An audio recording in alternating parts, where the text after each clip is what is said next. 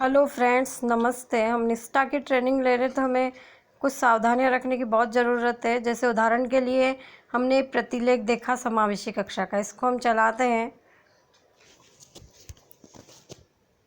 Load होने के बाद हमारे पास कुछ इस तरह से ये पेज ओपन हो जाएगा।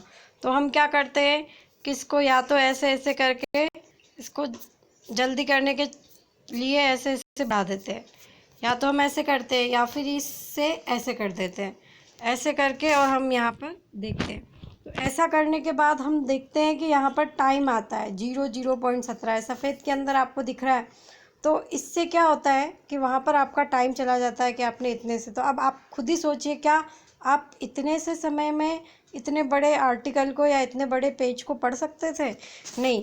अगर आप इस तरह की गलती करते हैं तो ऊपर से आपके पास फ़ोन भी आ सकता है। अभी मेरे बिहार में एक दोस्त है, फ्रेंड है, तो उनके पास एनसीईआरटी का फ़ोन आया है। ऐसे करने वाले सिर्फ 6 या 8% लोग हैं। तो उनमें से हम ना ऐसे ना बने, हम उसे आराम से पढ़ें, क्योंकि उससे हम कुछ सीखेंगे ही और बहुत कुछ हमें सीखने को उससे मिल सकता है। दूसरी गलती है प्रश्न उत्तर। प्रश्न उत्तर भी हम जल्दी जल्दी करने के चक्कर में कुछ भी दबा के आगे बढ़ जाते हैं। कुछ भी बड़ा दबाया, कहीं से भी कुछ भी दबाया, आगे बढ़ गए। इस तरह दबाते दबाते हुए, पढ़ते हुए हम आगे बढ़ते जाते हैं। प्रश्न उत्तर में भी हम ऐसा करते हैं बहुत बार कि ठीक है, जितने सही हुए, देखो 10 में से 10 कर दिए, सबमिट करते हैं तो 10 में से 1 सही है। अब आप ये देखिए कि आपको इसमें भी 60% बनाना ज़रूरी है। अगर आपके स्कोर कम बनते हैं तो आप ये रीडू का जो ऑप्शन दिख रहा है एग्ज़िट के आगे, इससे वापस आप जा सकते हैं और जाकर आपको जो भी सही लगे उसे दबाते हुए आप आगे बढ़ सकते हैं। और इन्हें भी आप अच्छे से पढ़कर ही उत्तर दें, इन चारों में से जो आपको सही लगे। और बार बार प्रयास करें कि आप सही उत्तर दें। अगर अच्छे से पढ़ेंगे तो सही उत्तर देंगे। तो आप ये गलती भी ना करें कि प्रश्न उत्तर भी जल्दी जल्दी कर लें। और हो सकता है तो जो हमें इम्पोर्टेंट लगे उसे हम डायरी में लिखते जाएं।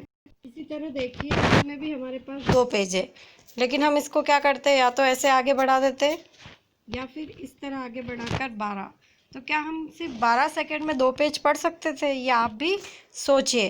क्या हम तो हम ये गलती कदाचित ना करें और हम पूरे समय से अच्छे से पढ़ें और कुछ उससे।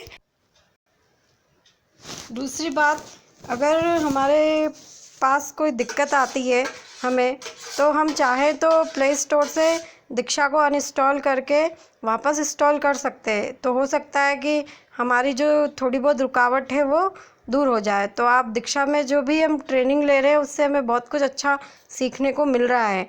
तो हम आगे फॉरवर्ड करने से बचें, ताकि अभी जो 1-2 साथियों के पास फ़ोन आए हैं और आगे से उनसे पूछा आपने जो पढ़ा उसमें आपको क्या समझ में आया, तो वो निरुत्तर हो गए, उनके पास देने के लिए कोई उत्तर शेष नहीं बचा। तो हम इस तरह ना करें कि बाद में हमारे ऊपर कोई कार्रवाई हो। बस यही बात मैं आप लोगों से साझा करना चाहती थी। धन्यवाद। अच्छा लगे तो शेयर, लाइक और सब्सक्राइब करें।